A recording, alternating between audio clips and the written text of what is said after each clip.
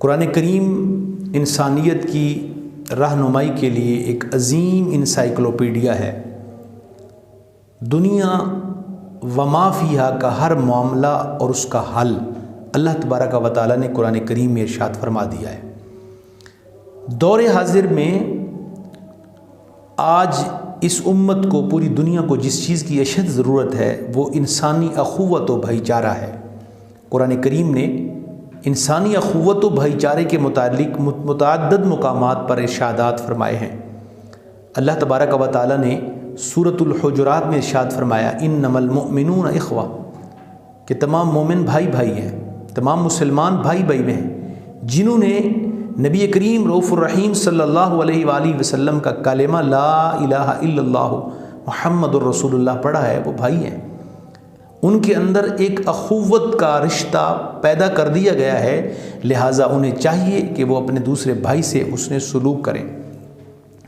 نبی کریم صلی اللہ علیہ وسلم نے ارشاد فرمایا المؤمن للمؤمن کالبنیان، کہ مومن دوسرے مومن بھائی کے لیے ایسے ہے جیسے ایک دیوار ہوتی ہے، اور دیوار کا ہر حصہ دوسرے حصے کو اپنے اندر جذب کیے ہوئے ہوتا ہے۔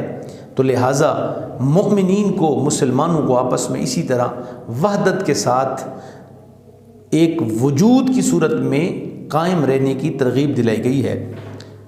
مولانا ظفر علی خان نے کیا خوب کہا تھا، اخوت اس کو کہتے ہیں چبھے کانٹا جو کابل میں، اخوت اس کو کہتے ہیں چبھے کانٹا جو کابل میں، تو ہندوستان کا ہر پیر و جوان بے تاب ہو جائے۔ انتہائی واجب الاحترام، آج پوری دنیا کے اندر تقریباً 60 اسلامی ممالک ہیں۔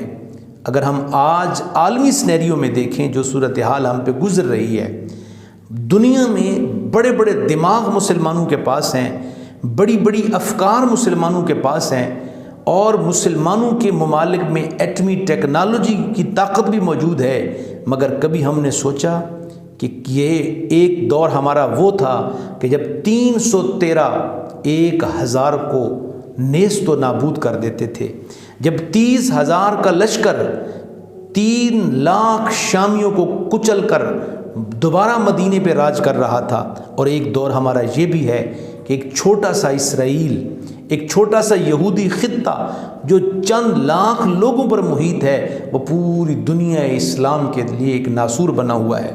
گرامی قدر، اس کی بنیادی وجہ کیا ہے؟ آج یہ سمجھنے کی ضرورت ہے۔ اسلام نے وحدت پر زور دیا۔ رسول اللہ صلی اللہ علیہ وسلم کا خطبہ حجۃ الوداع اس بات کی بین دلیل ہے کہ رسول کریم صلی اللہ علیہ وسلم نے فرمایا کہ تم آپس میں بھائی بھائی ہو۔ حضور علیہ السلام نے فرمایا خبردار، عربی اور اجمی ہونے کے ناطے، کالا اور گورا ہونے کے ناطے کسی کو کوئی فضیلت حاصل نہیں ہے۔ جس کے پاس بھی ایمان کی دولت ہے، لا الہ الا اللہ محمد الرسول اللہ، وہ آپس میں بھائی بھائی ہیں۔ دور حاضر میں مسلمانوں کی تنزلی کی بڑی وجہ کیا ہے؟ وہ یہ ہے کہ ہم آپس میں باہم دست و گریباں ہیں۔ ہمیں اس چیز کا احساس و ادراک نہیں ہے کہ افغانستان کے مسلمانوں کو اگر تکلیف پہنچ رہی ہے تو گویا وہ ہمارے مسلمان ایک جسم کی مانند ہیں۔ جب کسی جسم کے حصے پر تکلیف پہنچتی ہے تو دوسرے حصے کو محسوس ہوتی ہے۔ تو اگر افغانستان، لیبیا، اگر دنیا کے کسی بھی غیر مسلم ممالک میں بھی اگر مسلمانوں کو تکلیف پہنچتی ہے تو ہمیں اس کا ادراک ہونا چاہیے۔ آج ضرورت ہے وحدت کی، اور میں یقین کرتا ہوں کہ جس دن امت مسلمہ ایک پلیٹ فارم پہ کھڑی ہوگی، دنیا کا کوئی ملک مسلمانوں کا مقابلہ نہیں کر سکے گا۔ اللہ کریم مسلمانوں کو، مسلم امہ کو وحدت عطا فرمائے۔ وآخر دعوانا ان الحمد للہ رب العالمین۔